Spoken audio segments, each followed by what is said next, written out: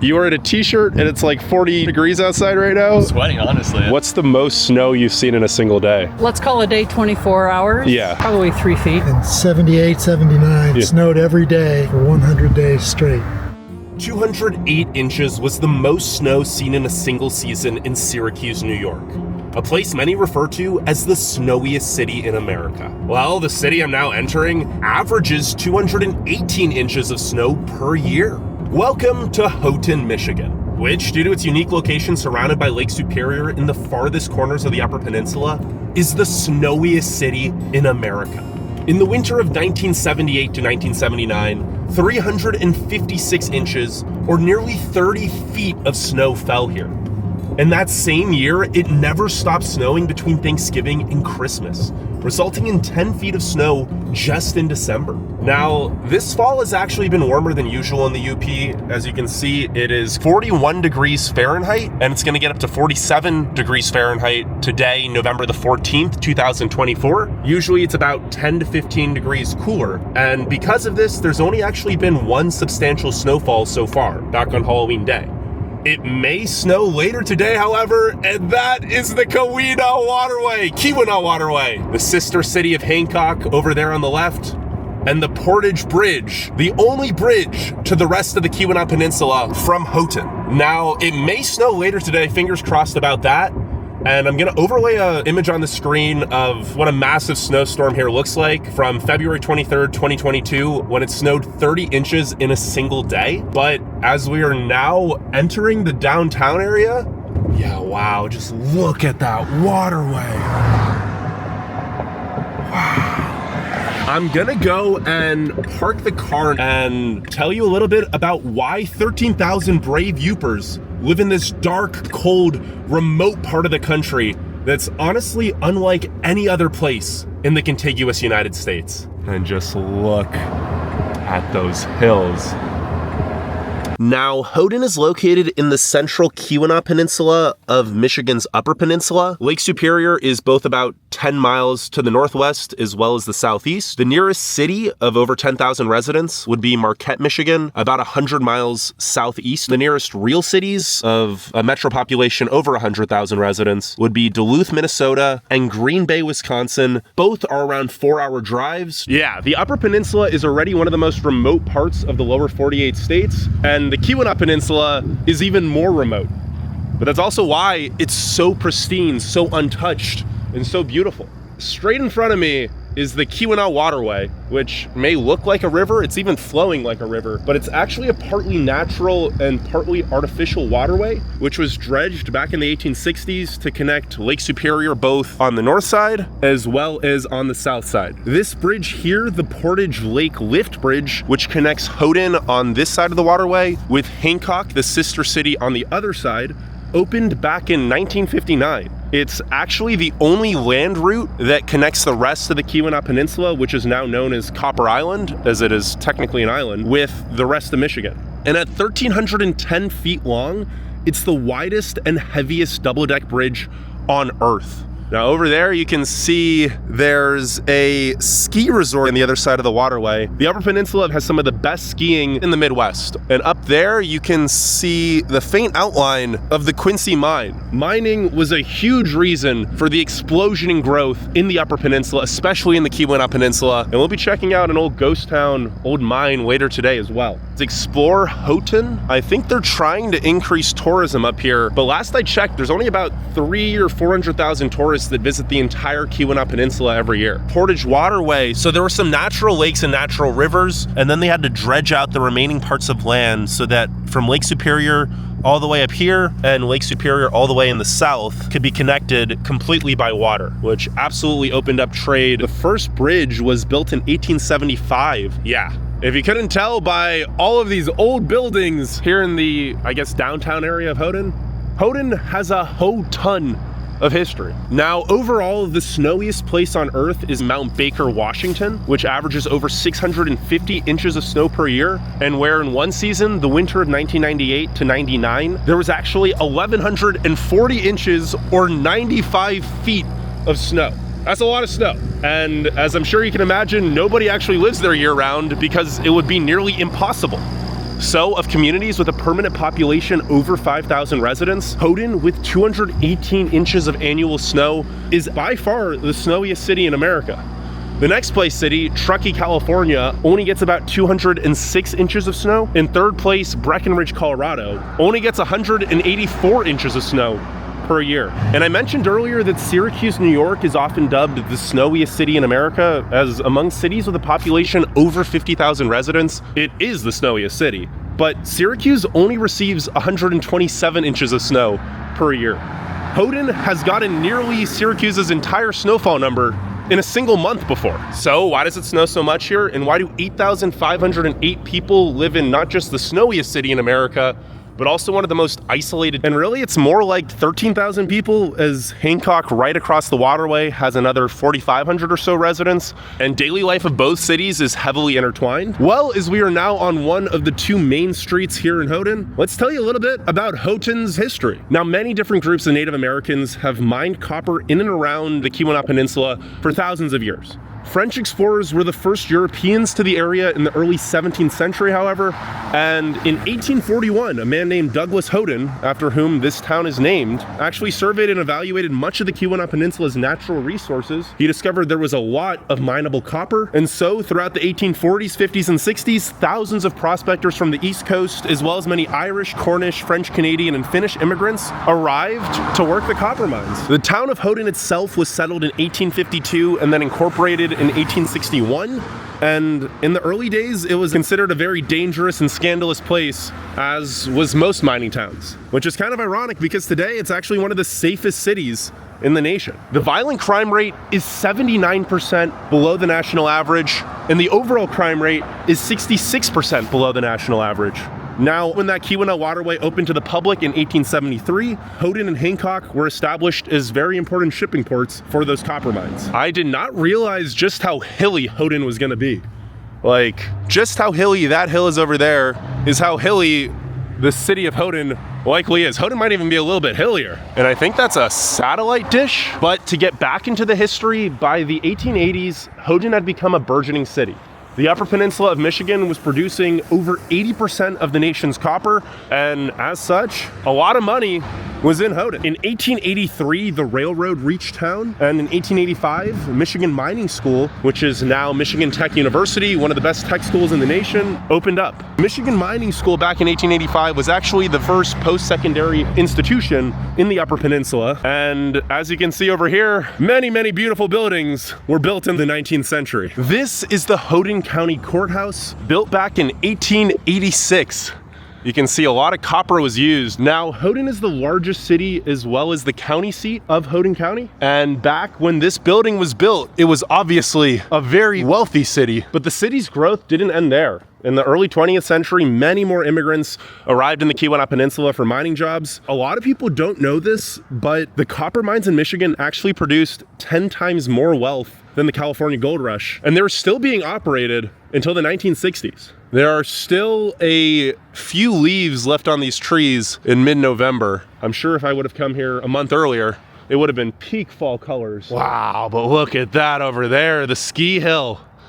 Now, the population of Houghton County today is only around 37,000 residents, but back in 1910, this county actually peaked in population at 88,000 residents, so it was more than twice as populated as it is now. And in that 1910 census, 41% of people living in Houghton were born in another country, and 90% had at least one parent who was foreign born. It might be hard to imagine now, but this used to be one of the most diverse cities in America. Of course, all good things must come to an end, and mining as the main driver of the economy started to decline in the 1920s and 30s. The county population decreased to under 40,000 already by 1950, and it's remained pretty steady since then.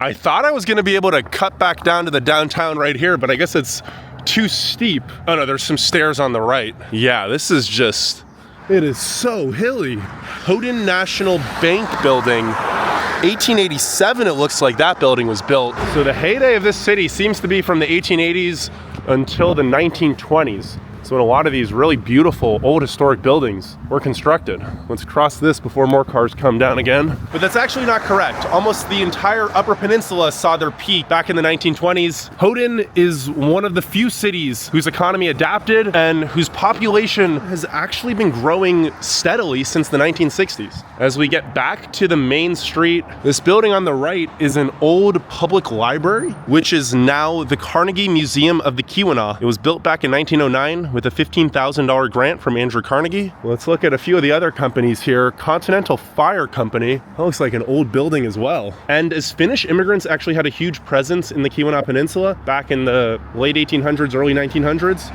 there's still a lot of Finnish heritage in the city of Houghton. Up here is Suomi Home Bakery and Restaurant, which has been serving Finnish delicacies as well as pasties, the main dish of the Upper Peninsula, for some 50 years now. If you want to see the menu, looks like they have chicken pot pie, pumpkin panu, and beef stew. Comics, black ice, and books. Over here on the main street, though, is the remnants of the Lode Theater. It was originally built back in 1941, and it actually remained an open theater until 2010. I guess this is now a financial institution. The Gazette building up that way, I'd imagine that used to be the newspaper in town, and there's another library. Across from the Lode Theater, this other beautiful building is the Douglas House. It was originally built back in 1860 as a 50-room hotel, dance hall, and dining room. It was considered the social hub of Houghton at the time.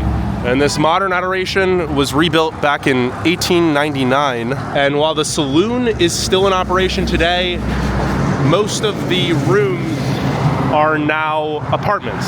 And speaking of rooms, over here we have Four Seasons Tea Room. They're closed. So a lot of places in the Upper Peninsula, and especially the Keweenaw, are seasonal. At least they are open partially in the fall and winter.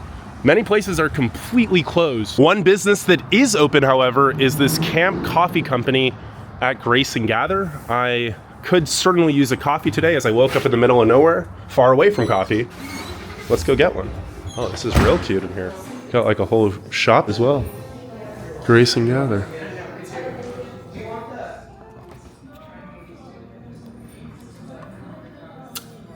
This coffee is delicious, but on second thought, I probably should have gotten it warm. People are saying it's been getting warmer in recent years. It is still freaking cold. And I just looked it up. It's actually called the Mont Ripley ski area. Apparently quite a good hill, at least for Michigan standards. The sun is poking its head out. Houghton, while it only gets 184 days of sun per year, is actually one of the sunniest cities in the Upper Peninsula. We have a Hampton Inn and Suites, as well as Jimmy John's and Big B Coffee. So it looks like we're getting into the more chain store side of Houghton. The summertime average temperatures are usually in the high 60s to mid 70s during the day, and then the high 40s to mid 50s at night. It almost never gets hot up here. I was in the Upper Peninsula last August, and I had to be bundled up. It was like 50 degrees and windy in the middle of August. And then obviously in the winters, it gets pretty brutal. It's usually in the mid to high teens during the day, and then it gets into the negative single digits Fahrenheit, or around negative 20 degrees Celsius at night on average. Wow. These hills on the waterway, it is just stunning. Oh, and over here it says Island Royale National Park. So Houghton is known as the gateway to the Keweenaw Peninsula, as it's the most populated city in the Keweenaw Peninsula, really the only city. But it's also known as the gateway to Isle Royale National Park, which is the least visited national park in the lower 48 states. I think it only gets around 30,000, 40,000 visitors per year. You have to take a boat from the north shore of Michigan or from Houghton, or I think there's also a boat from Copper Harbor at the very tip of the Keweenaw Peninsula. Oh, so I guess this boat is the boat that brings you to Isle Royale National Park. Yeah, it says it has the National Park Service logo. If you want to get on this boat from Houghton, it's about a 6-hour ferry ride one way, and from Copper Harbor, it's about 4 hours. It makes the Keweenaw Peninsula, which is already one of the most remote parts of the country, seem quite crowded. Now, if the Keweenaw Peninsula on its own was actually a state, it would only have about 4 people per square mile, which would make it the second least densely populated state behind only Alaska. Houghton may not seem like the biggest town, but compared to everything around me, this is a metropolis. I walked a little bit further up the road. This is the East Houghton Waterfront Park. It is just stunning. Now I looked it up. The ferry to Isle Royale is closed for the season. It only runs from April to end of October. So what's your guys' names? We're the Martins. And you guys are from Houghton originally? No, we came here 48 years ago to teach at Michigan Tech, and we've been here ever since. Now sentenced to life. As retirees. Obviously now is the beginning of the long winter. How cold does it actually get here? It actually is not as cold as you might think because of the lake. The lake has a huge sort of reservoir of steady temperatures. It'll go to 20 below, but not routinely, not like Duluth or places inland. Inland is colder than here. I think because it's not as cold, it gets a lot of snow here, right? It does. Do you guys have to shovel like every day, or? We don't shovel. We either scoop or blow. Do most people here do that because there's so much snow? Yeah, unless you want to climb a bank that's 5 or 6 feet tall, you've just got to do it every day. What's the most snow you've seen in a single day? Ooh, let's call a day 24 hours. Yeah. Probably 3 feet. And that's Maybe even more. maybe more. And that's pretty common here? Well, it's changing. It was common here 20 years ago, but So in 78, 79, started snowing and sticking on the 11th of November. And it snowed every day, measurable amounts for 100 days straight. And did the city shut down, or? no. Oh, and the thing is, that year, there weren't storms. It wasn't like blizzards came through. It was just 4 inches a day, every day. It's beautiful. You guys go skiing up on that hill right there? I went skiing on that hill a couple of times. Came off that hill on crutches, so. What's the biggest misunderstanding people not from a really cold, snowy place wouldn't understand about life here? Well, things typically don't close down. Yeah. I mean, we are used to dealing with snow, so we have the equipment for clearing the roads, and people clear their walks and shovel off their roofs before they collapse. We sort of look at the rest of the country. You know, D.C. has an inch of snow and the airport shut down. We think, what? It's incomprehensible to shut down every minute. Houghton's obviously also very remote. Do you find you have everything here, or do you have to go quite often to Duluth or Green Bay? It's changing. When we first moved here, there were a lot of family-owned businesses, including department stores, and all of that has been amalgamated into Walmart. So it's gotten worse rather than Walmart better. and online. Online for everybody. That sort of ameliorates things, but it's not the fun or the social part of going to own stores. So a lot of stores have shut down in the last 20 years, you'd say? Yeah, it started in the late 80s. Is there good medical care in town, or do you have to go quite far? It depends, and we're just like every place else. You know, if it's in system, you do one thing. If you want to go out of the system, it's another. A lot of people go to the Mayo Clinic. So where are you guys from originally? What part of? I was born in Ohio, lived all over the place. My old man was in the Air Force, so we lived in Japan, Okay. Florida, and the Carolinas, and Texas, and California. Is this your favorite place you've lived? Yeah, Yeah? and least favorite at the same time. Okay. What's your least favorite thing about Houghton? The last election. And what's your favorite thing about Houghton?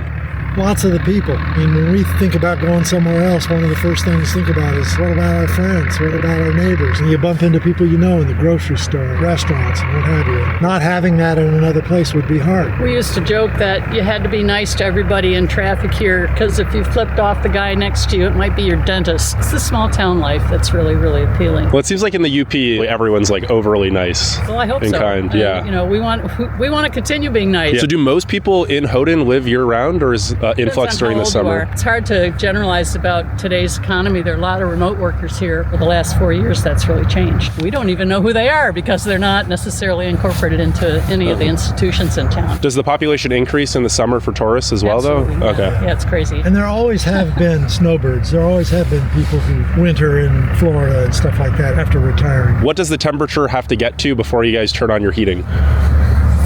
Freezing at night. It depends on how insulated you are. Our house stays 20 or 30 degrees warmer than outdoors, so yeah. Freezing. Okay. As people who've lived here 45 years, what's the hottest temperature you've ever seen? 105, In Houghton, really? Extremely unusual. And the coldest you've experienced? 45 below. 45, 50 below. Oh, that's with wind chill though, right? No. Oh. We actually stayed up late that night to go outside to feel it and listen to what it sounds like when it's that cold, because the sound really gets weird. And for that, was the city shut down at negative 45? No. No, really? Okay. County, sometimes when there's an awful lot of snow, the county will stop plowing in some roads because if the snow continues falling so fast, they can't really keep up with it. So they say, we're not going to plow for a while, stay off the roads if you can avoid it, but they don't literally close them down. I don't even remember seeing roads closed down once or twice. The schools shut down when there's bad wind in the winter. Do the roads to the rest of the country ever shut down, or is it always pretty plowed?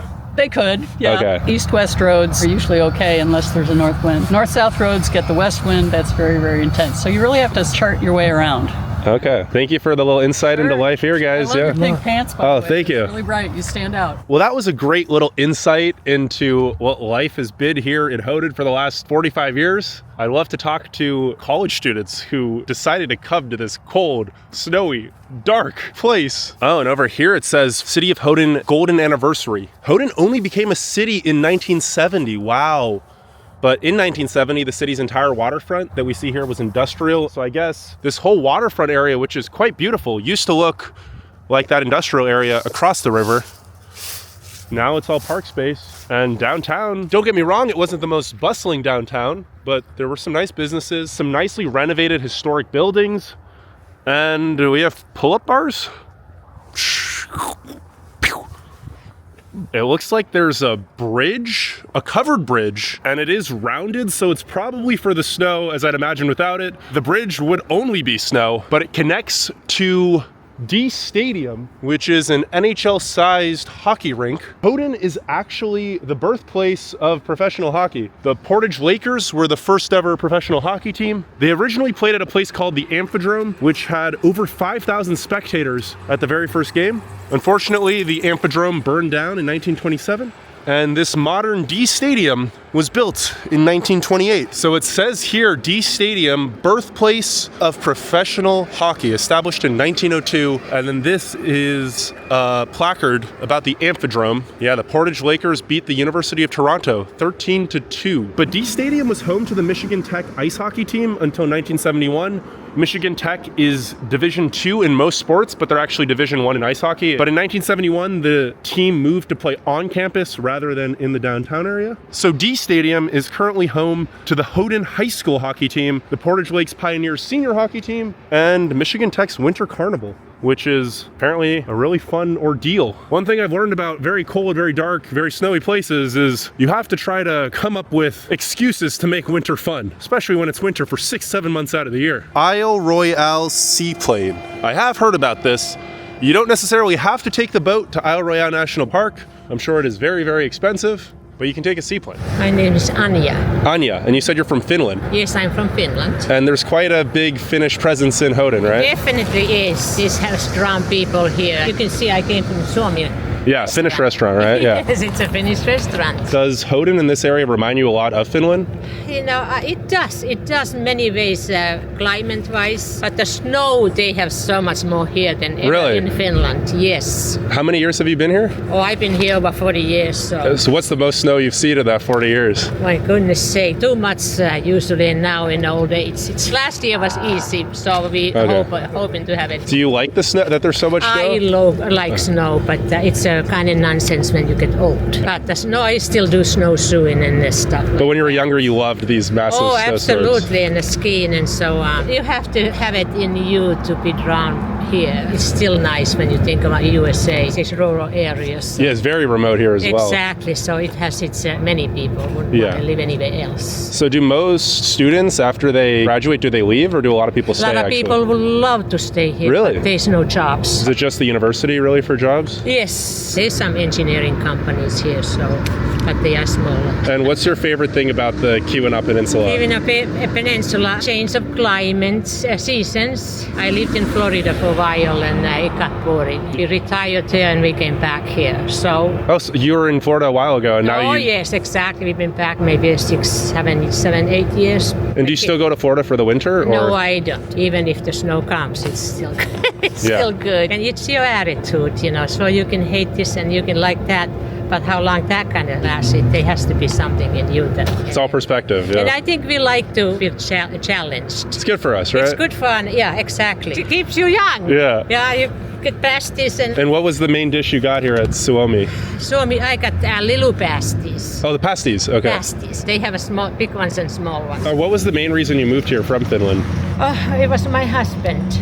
I moved to Boston. Oh, but I'm from Boston. Okay. Oh, you are? And Yeah. we lived in Cape Cod. It's a lovely city. Everything is close by. And we came here, and especially my husband loved here, the rural area. Yeah. And he was from the heart of the Boston. Yeah, at least outside of Alaska, there's Goodness. nothing like it here. Right, exactly. Yeah. It takes a while before you are accepted in UP because Upers are Upers. They are, you don't, well, who are you coming from somewhere? They're friendly, but won't be your friend, right? Exactly. Yeah, okay. But once they accept you, they are friends. It's a little bit of a adjustment period. Oh yeah, because now people have moved in here from everywhere because cities are getting pretty difficult. But this is getting quite expensive too. And look at the driver's license plates. A lot of out-of-staters now. Out-of-states have moved here last maybe 3-5 years. But anyways, no, I'm glad. Oh my goodness. Yeah, that was great on you. Thank you so much. I'm so glad. Yeah. Your name is Mingo. Mingo. There is a nice little mural, Houghton, and I'm almost back to the car now. But you're probably wondering, after hearing a few accounts from some locals about how bad the winters really are here, why does Houghton get so much snow? Well, the Upper Peninsula rarely gets warm, but its climate and precipitation can change quite drastically based on which part of the peninsula you're in. Say in Escanaba, about 160 miles southeast of here, you only get about 50 inches of snow per year. Whereas the town of Mohawk, a little bit north of here, has seen 400 inches of snow in a single year. Yes, Houghton is the snowiest city in America, but compared to the rest of the Keweenaw Peninsula, it's actually one of the least snowy parts. The reason? Well, now that we're back at the car, rather than just tell you, I'm gonna cross that bridge and show you. As you can see, the city of Hancock is also quite sizable. But we are crossing the lift part of the bridge. Wow. And I guess we have gone over the waterway. Welcome to the city of Hancock. Oh, there's a real nice downtown here too. Who would have thought? Right across the river from one another. KC Bonkers, Toys and Coffee. But while we'll stop and tell you all about Hancock in just a little bit, first I want to go about 10 miles north of here to McLean State Park. I thought I was gonna cut to when we arrive at the park, but this drive has just been so stunning. We got the Keweenaw Waterway on my left, the hilly forest on the right. It looks like on the map there's quite a few mines. Obviously it's a huge part of the history. It's also a little sad that there's been so much deforestation. But the UP is the most pristine wilderness area in the lower 48 states. I haven't been to Alaska yet. I can't compare, but of the 49 states I've been to, there is nothing like the Upper Peninsula. Welcome to the shores of Lake Superior, my absolute favorite body of water in the entire world. If I were to continue that way, maybe 100, 200 miles, I would end up at Isle Royale National Park. And then beyond that, Canada. Lake Superior is the largest freshwater lake on Earth, and it contains the largest amount of fresh water of any body of water on Earth. Over on the left, we have the breakwater or lighthouse. As it appears there is a harbor, potentially man-made. Yeah, there's a breakwall right here. So that whole area on the left is man-made. Here are the waves. This is a lake, y'all. This is not the ocean. It certainly feels like the ocean. You even have seagulls. Oh, look at all of these rocks. One of my favorite things about Lake Superior are just the different color rocks you see here. There are so many minerals. Look at this rock. Oh no, that's from the breakwall, isn't it? That is cool though, how you have so many rocks in one stone. Now, typically high elevation mountains receive the most snow in the world, but due to the lake effect from Lake Superior right here, the Keweenaw Peninsula is actually the snowiest place on Earth that is not dependent on elevation. I'm gonna overlay a diagram of the Upper Peninsula snowbelt, but basically due to the massive size and depth of Lake Superior, it is 1,332 feet deep at its maximum depth. And despite it getting so cold, it is the coldest of the Great Lakes. The entire lake actually is too big to fully freeze over. Because of this, when extremely cold air from the Arctic passes over the comparatively warm waters, they're not warm, but they're warmer compared to the Arctic winds. That air picks up moisture from the lake, which form a lot of clouds that, of course, produce snow when it's cold enough. The lighthouse over there is the Keweenaw Waterway Upper Entrance Light Beacon. There's also another one a little bit further up the waterway. It's one out of 40 lighthouses in the Upper Peninsula. Yeah, these rocks. there are just so many stunning minerals. But because it's almost always cloudy here in the wintertime, and winds usually blow from west to east in the northern hemisphere, the eastern sides of the Great Lakes are typically hit by the worst lake effect snow. It's why most big cities on the Great Lakes, such as Chicago or Toronto, are on the western sides. But if you remember from the map, the Keweenaw Peninsula kind of just juts out in the middle of Lake Superior. So it's not just hit from storms going west to east, it's also hit from storms going in pretty much every direction. So on average, there are 90 days of snow here per year. And at one time snowed nonstop, like the snow literally did not stop falling for 59 straight days between December 17th, 1993 and February 13th, 1994. If you're wondering what the lowest ever snowfall total in Houghton was, it was 81.3 inches, which is just below Chicago's snowiest year ever, which was 89 inches. I mentioned earlier how Lake Superior is a great temperature regulator, however, and because of that, it actually, while it does get very, very cold, it seldom gets extremely cold to where the air is too dry to produce snow. I'm pretty sure this rock is almost entirely iron. And if you don't like the sight for sore eyes, look away, but it really is just so wild up here. There's one other human in this beautiful, beautiful park. It's only about a 15-minute drive away from Houghton. And on the shores of Lake Superior, I bumped into Leslie. You're from Houghton originally? Absolutely, born and raised. What is the worst thing about winter, in your opinion? Moving the snow, shoveling. And what's the most snowfall you've ever remembered in a single year? I graduated from high school in 1979. The record was 300 and some inches that year. And you had to shovel that year, like every day? Well, my mom did most of the shoveling, but I got stuck in the snow a couple of times. Okay. And how many snow days did you have that year? No idea. It was my senior year in high school. Okay. I wasn't paying attention. Do you enjoy all the snow that Houghton gets now? Not as much when I have to remove it, but you know what? Every snowstorm is exciting. Houghton's obviously very remote as well. Do you find you have everything you need here, or how often do you have to go to a Marquette or Green Bay? I have everything I need, but not everything I want. I like to shop in Marquette, like if I want to get clothes. Walmart just doesn't cut it. What's the biggest misunderstanding people don't get about living in Houghton? We're not dumb youpers that drink too much. That's like a stereotype here. Oh, absolutely. And a lot of your friends from when you were growing up, are they still here?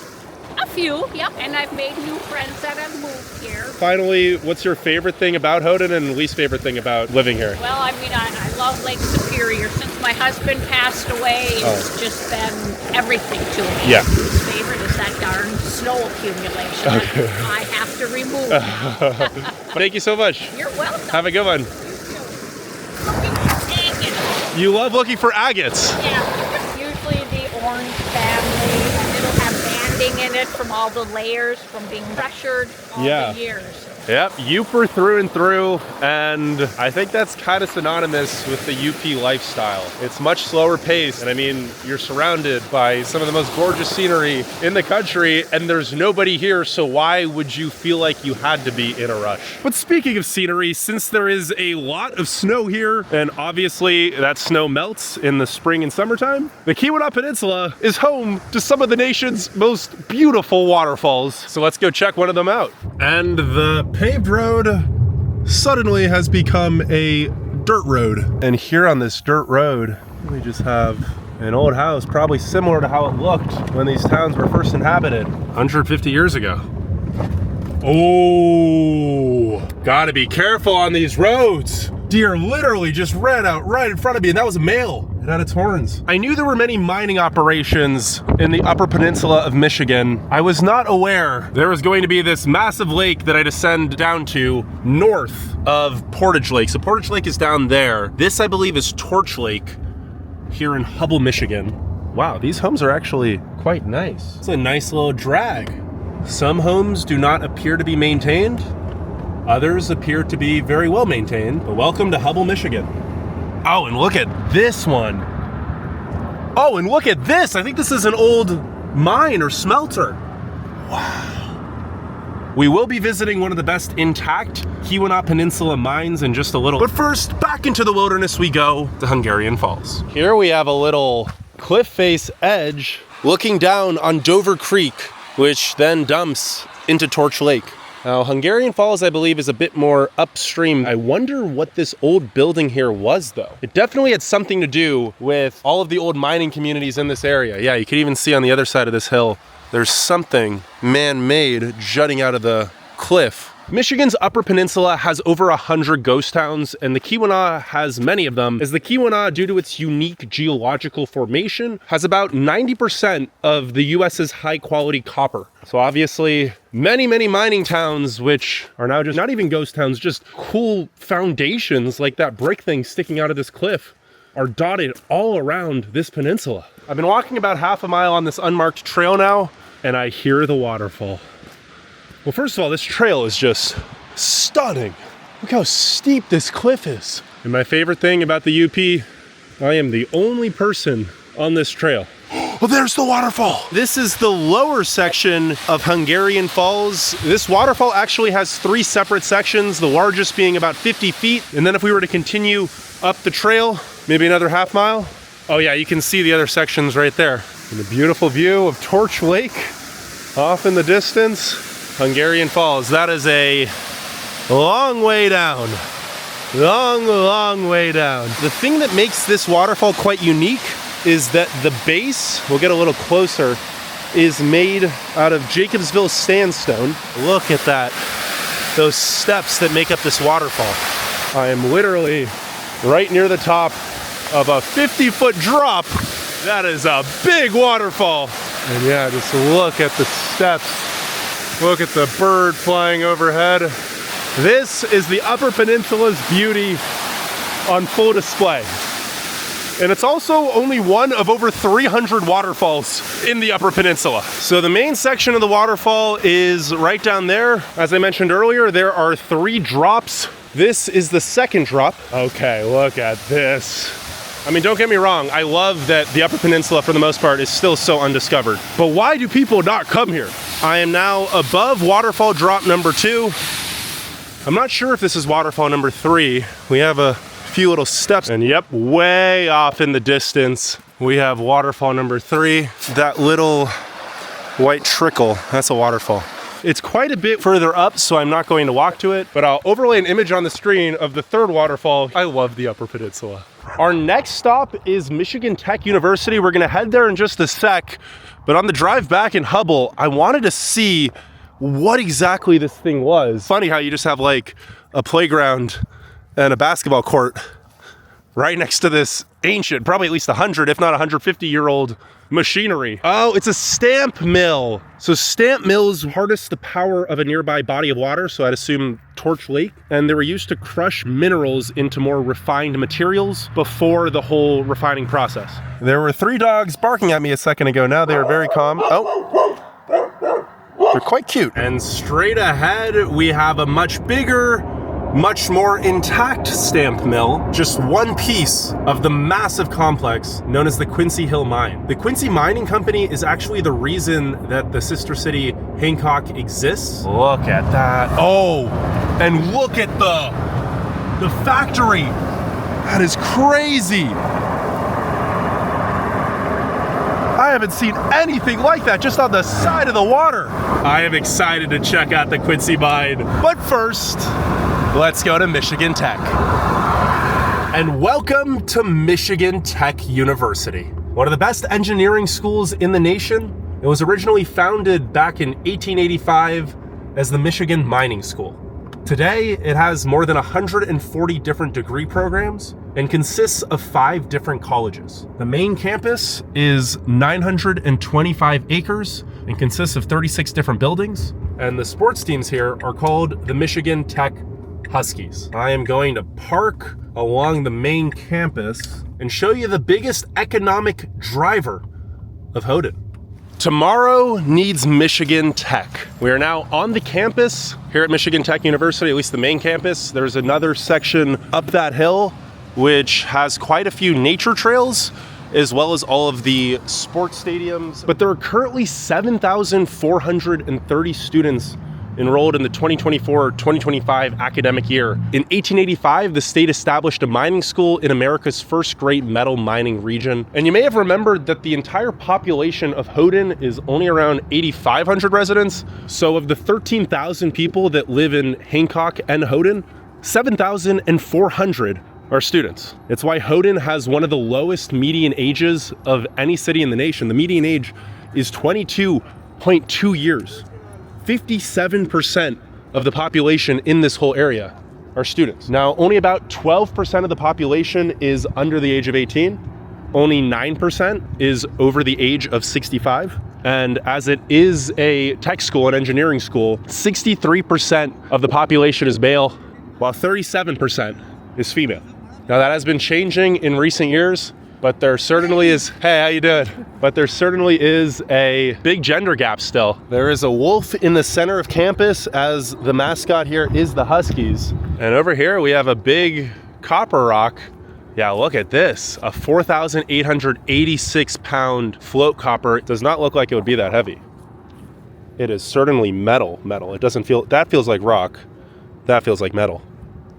That is so cool how it just like warps around. It does appear to be quite busy on Michigan Tech's campus. It seems a lot more lively and there's way more people out and about than in the downtown area. And as this is one of the best engineering schools in the nation, it does attract a crowd from all over the country as well as all over the world. And because of that, the race demographics are a lot more diverse than most of the Upper Peninsula. Currently, the population is 77.7% white, 9.1% Asian, 3.3% Hispanic or Latino, 3.3% Black, 0.5% Native American, and 2.8% is two or more races.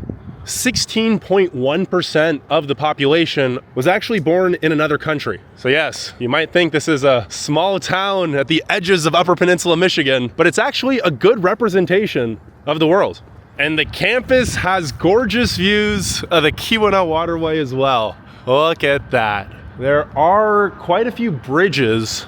I just walked under one that I believe connect the buildings. I'm not sure because of the cold, the snow, or both. It's a very interesting shaped building right there that cars can drive under. Now, the economy of Houghton actually isn't very good.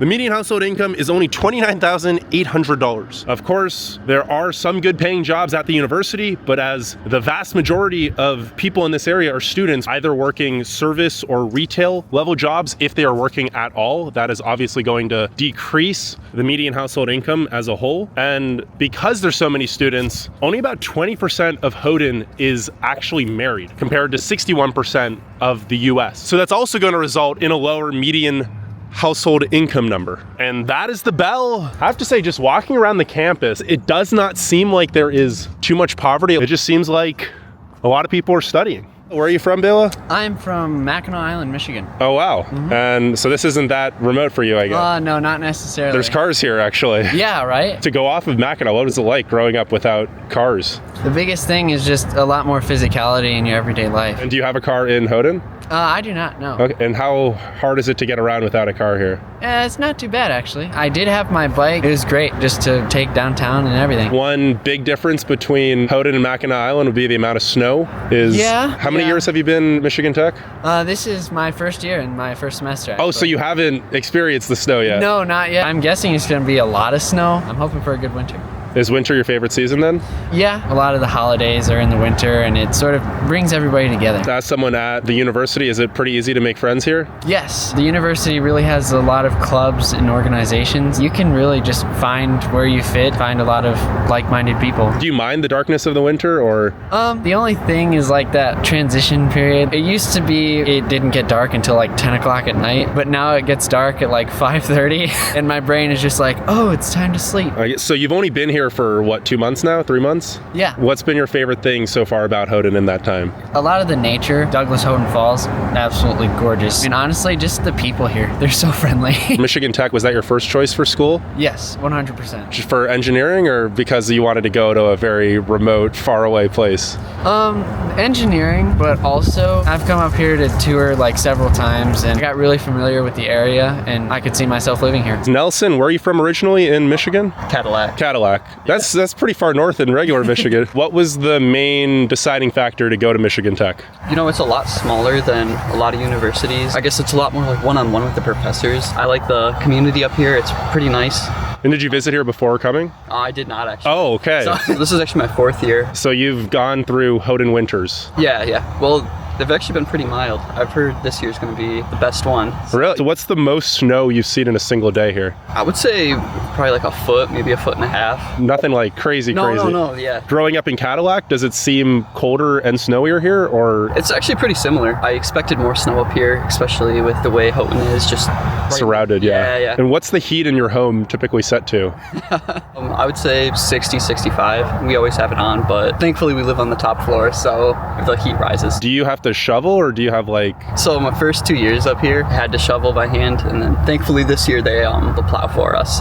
How often do you have to shovel it? It's about every day. Okay. Yeah. Just to keep up, because I mean, it would snow a couple inches every day, and I mean, you want to stay on top of it. Plows come through and they push all the snow right up into your driveway. Have you seen snowbanks taller than you? Yeah, I would say 7-8 feet. Are there any other big adjustments to living not just in a really cold place, but obviously it's quite remote here? Definitely there's a lot less to do. So I mean, you know, going outside, the outdoors is essential. Do you find you have everything that you need in Houghton, or how often would you go to like a Duluth or Green Bay? I would actually go to Marquette. So Houghton doesn't have everything you need. What would you go to Marquette for that they don't have here? I mean, my girlfriend's there. They have a lot more shops there too. Do you do like winter sports, or how do you get through the winter? So this year, I bought a snowboard, try to go out on the slopes this year. Okay, just right here. Yeah. About Ripley. Is the snow and cold the worst part, or isolation? Darkness is the worst part. Vitamin B12 is your friend. Have you had second thoughts, or do you? I still think it's the perfect choice. I mean, this school is amazing. I would recommend it to anyone that wants to learn engineering. The professors they love what they do. Are the main jobs just retail in the university, or are there other jobs as well? I mean, there's some restaurant jobs too, but... Okay. How cold does it have to get before you get your jacket and gloves on? 30, well, maybe... 30, really? Okay. 30, yeah, 30 when it, you know, is going into the winter, but then when it's coming out of the winter, if it's a sunny day and it's 20 out, you're rocking the t-shirt. You know? You'll go to t-shirt in 20 degrees. Holy. You are in a t-shirt and it's like 44 degrees outside right now? I'm sweating, honestly. Yeah. I'd imagine you're from Michigan? Downstate, near Ann Arbor. Okay, so that's quite a bit warmer down there then. Yeah. How many years have you been in Michigan Tech? 3 years. This is the 3rd. So you've experienced real winter up here before? A couple, yeah. Last one was pretty relaxed, but this has been, hopefully, this would happen to be able to be more intense. And how much snow was your most snow you've seen in a year? Like 10 feet, but at one point in time all on the ground. Oh, on the like you saw snowbanks. What's the most you saw in like a single 24-hour period? Probably like 4 or 5 feet, a bit less. Now it's pretty nice. I came from New Orleans for a conference, and it was boiling down there in contrast. It was like 80 degrees, it's crazy. So then come up here, it just feels really nice. So how cold does it have to get before you turn on the heat? Have to? Before you turn on the heat in your house, for instance? Sure. Mid-30s? In the house? Yeah. Or outside? Okay. To get a blanket. To get like the jacket and gloves? Another 10 degrees. So 20? Yeah. So you'll be in a hoodie in the 30s and then... Full on, yeah. Full on at 20. What's the biggest adjustments you have to make living in such a remote, cold, snowy, dark place? I have one of those artificial sun lamps, right? Which is really nice. You don't get, seasonal disorder. Beyond that, I mean, wear boots. You should be good to go. Do you find you get everything you need here, or do you ever feel like cabin fever? Amazon is great for other stuff. Like I like to make Indian food, and you really can't in many coastal areas. In terms of cabin fever, I've been pretty lucky. I work remotely for a company in Ann Arbor, so I still have some kind of social interaction beyond the tech. But there's some stuff to do around here. My buddies also just do a lot of hiking and camping, which is fun. So you're big into the outdoors, though? Oh, yeah. Really kind of have to. I guess as someone at Michigan Tech, did you visit beforehand, or? No. So what was it like coming here and having your first winter here, sight unseen? It was a bit of a shock. I did a bunch of camping. I was in scouts for a while, right? So I knew how to dress appropriately, but the amount of height the first time was a bit of intense, yeah. What's your favorite thing and least favorite thing about Houghton, I guess? Favorite would be the camping. That's fantastic. Least is lack of diverse food choices. Well, that was some interesting insights from someone who is literally in a t-shirt, while I am thinking, I want to go back and put my jacket on. But although a huge portion of the population in Houghton and Hancock only lives here temporarily while they go to school, there are still quite a few locals who live here year-round. So how about we head up that hill and check out where they live? So these are a few of the homes on these hilly roads. I am really getting up, but apart from the hills, looks like your typical neighborhood in Michigan. Pretty similar to the other places I've seen in the Upper Peninsula. Oh, and then it just becomes wilderness. So the baseball fields, there's many baseball fields here, are right across the street. I'd imagine the university owns them, but not all of them are for the university. And then the A.E. Seaman Mineral Museum is right here. The Sherman Field at Kearley Stadium. Yep, that is the football field at Michigan Tech. That is an absolutely beautiful blue house. There are some gorgeous, massive estates. The median household income in Houghton is currently $237,000. Whereas in the state of Michigan, it's about $248,000. Usually, absolutely gorgeous areas like this are very expensive, especially if you have city amenities. Marquette in Michigan is, I think, about $400,000 for the median home value. Houghton is still relatively affordable, all things considering. Obviously, there aren't many good jobs, so you'd have to work remote, but our first home for sale is 1106 10th Avenue. For sale, as you can see in the window. It is a 3-bed, 2-bath, 1,300 square foot home going for $187,000. This home is not for sale, but its backyard is complete wilderness. And this home has a treehouse. How cute. Yeah, it's so cool how there aren't really yards. They just cut down enough trees to build your house, and your backyard is just gonna be the forest. Our next home for sale also looks like it is in the middle of the wilderness, even though downtown Houghton is literally just down this hill. This beautiful white and black home. Wow, look at that car park. 303 East South Street is a 4-bed, 4-bath, 3,160 square foot home. It is going for $400. Oh, it looks like it was just sold actually. That is a beautiful view of the Portage Bridge. And speaking of that bridge, it is time to cross over it yet again, as while Houghton is the largest city in the Keweenaw Peninsula, Hancock has a sizable population of a lot of the people that work in Houghton or go to school in Houghton as well. And their economy and demographics are actually quite different than Houghton's. So let's explore a little bit of Hancock and tell you about how it grew to be even bigger than Houghton at one point as one of the most important cities in Michigan. And welcome back to Hancock. We just quickly blitzed through here the first time as I wanted to show you all Lake Superior, but it actually has quite an interesting history as well. Now, the Quincy Mining Company formed in 1848. They were prospecting on Quincy Hill, just north of here. We're gonna go there in just a little bit, but the actual town of Hancock was founded in 1859 as a support community for the mine, and in 1863, it was incorporated. As you'll soon find out when we go to the mine, it was a very successful endeavor, so by the early 1900s, Hancock was booming. It was on the same side of the Keweenaw waterway as most of the copper mines, so it was actually much bigger than Houghton historically. This building on my right is the Hancock City Hall and Fire Hall. It was originally built in 1899 for $15,000 because the citizens of Hancock at the time really cared about architecture and wanted a building that would distinguish the town from the other mining villages of the Keweenaw. And by 1910, the population peaked at around 9,000 residents. At the time, Houghton actually only had about 5,000 residents. Oh, and look at this building. Yeah, there's a lot of really historic buildings in Hancock. Crime is still very, very low, however, even lower than Houghton. The crime rate is 76% below the national average, and the violent crime rate is 88% below the national average. I'm parked on the main street in Hancock now.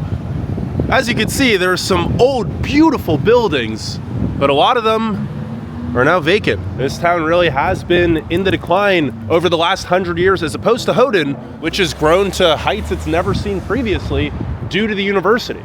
There's just a lot of unkempt buildings. Like that church is beautiful, but the paint is literally chipping off of it. Now, this building on the left here is the old Scott building. It was originally built back in 1906 as the Scott Hotel.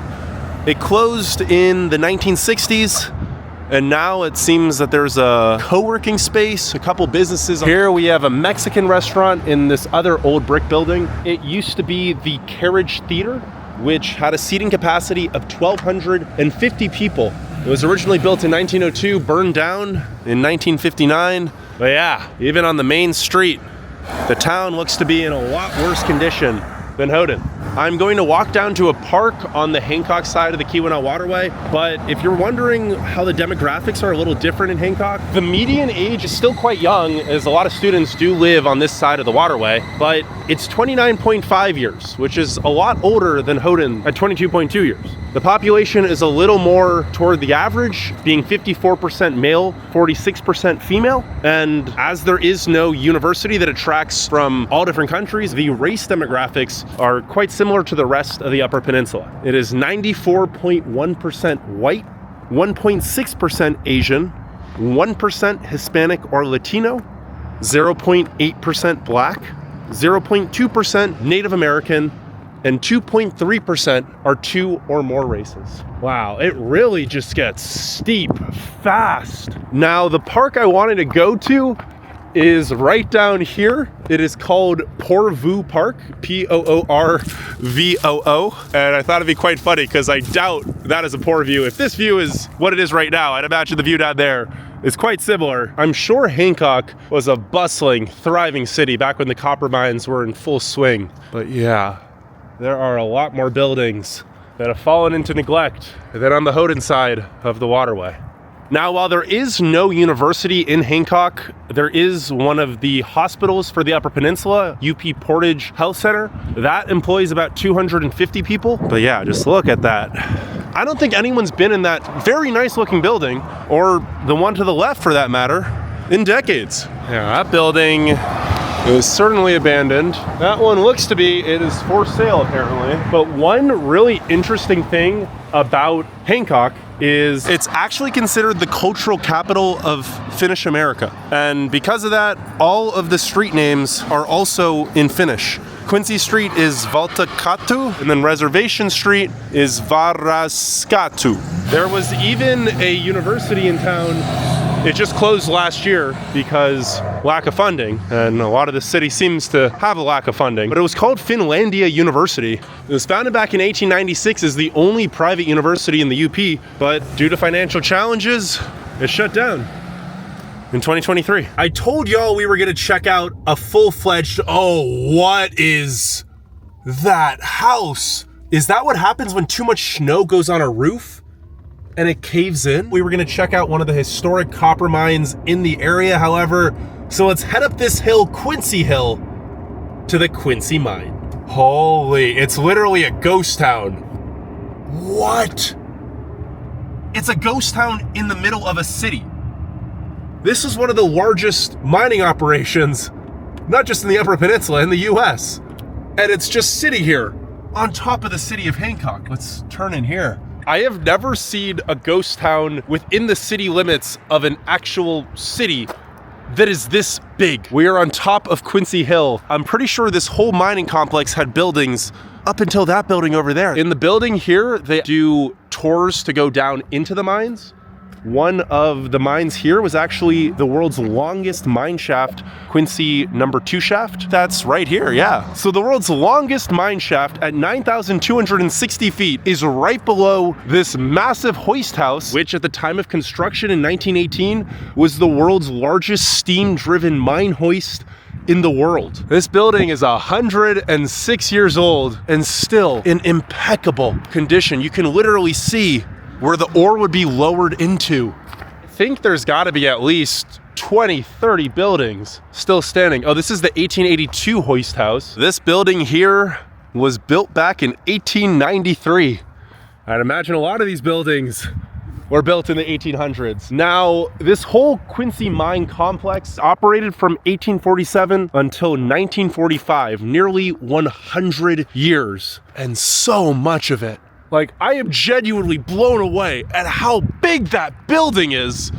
And it's 100 years old, over 100 years old. Now, the Quincy mine got its name from Quincy, Massachusetts, and it was the country's leading copper producing mine from the 1840s until 1867. The reason that you have so many buildings still standing, it looks like those are houses over there.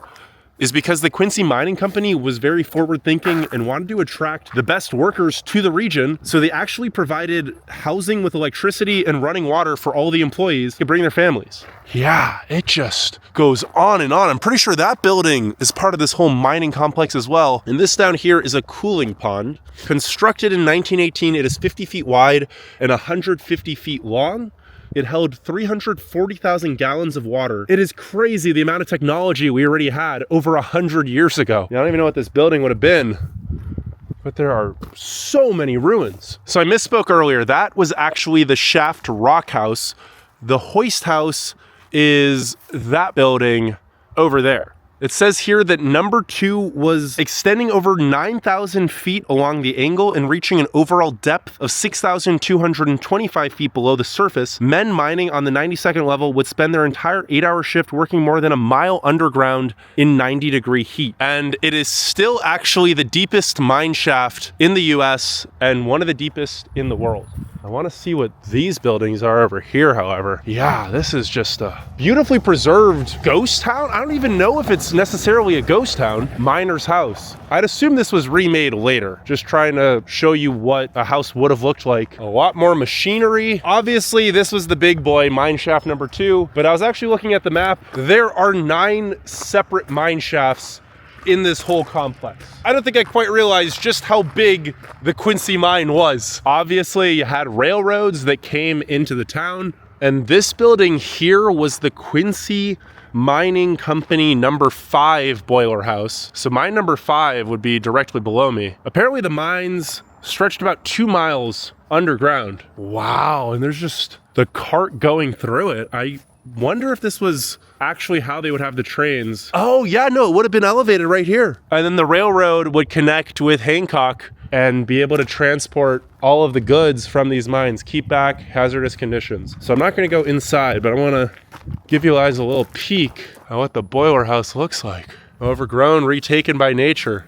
It's always so crazy to me seeing buildings that our ancestors built 100, 200 years ago, seeing what happens to them when people don't live in them and when people don't provide upkeep, and how it intrigues us as humans that these were once full-fledged cities that are now complete ghost towns. I have been to ghost towns in Nevada, California, Colorado, you name it. I have never seen a ghost town like Quincy Mine. And there's just buildings as far as the eye could see. This was a massive, massive complex. This is a hole in the ground here. What?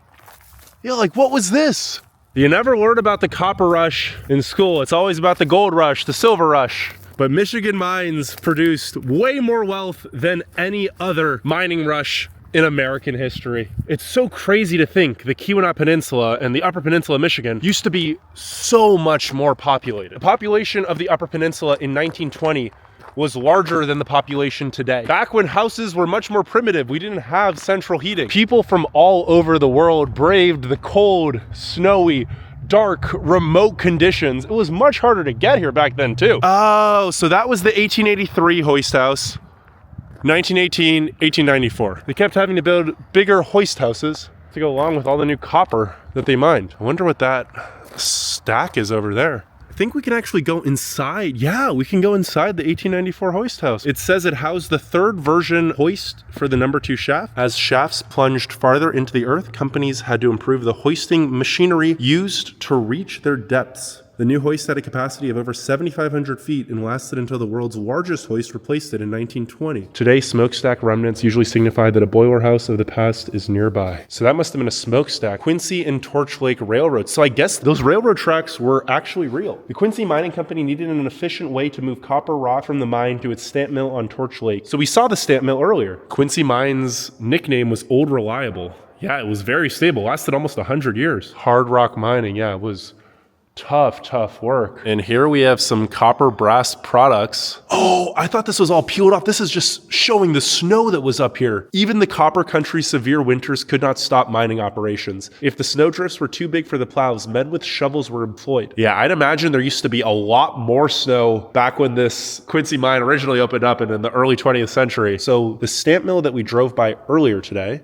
up on Torch Lake, is where the copper would be stamped into concentrate before it would be sent all the way back here to be smelted. Oh, and this is a little timeline of Quincy's legacy. Exploration begins of the hillside that will soon be Hancock back in 1846. First dividends are paid out in 1862 that will continue until 1920. In 1913, an area-wide strike cripples the mining industry. 1931, Great Depression. Quincy is forced to shut down until copper prices recover. Quincy reopens in 1937. Oh, I didn't know that. So it was actually closed for a 6-year period. Work ceases at the end of World War II, ending nearly 100 years of mining. So this one is the largest steam hoist in the world, and that is the largest shaft rock house in the United States. Yeah, that building way off there in the distance is also part of this whole Quincy mine complex.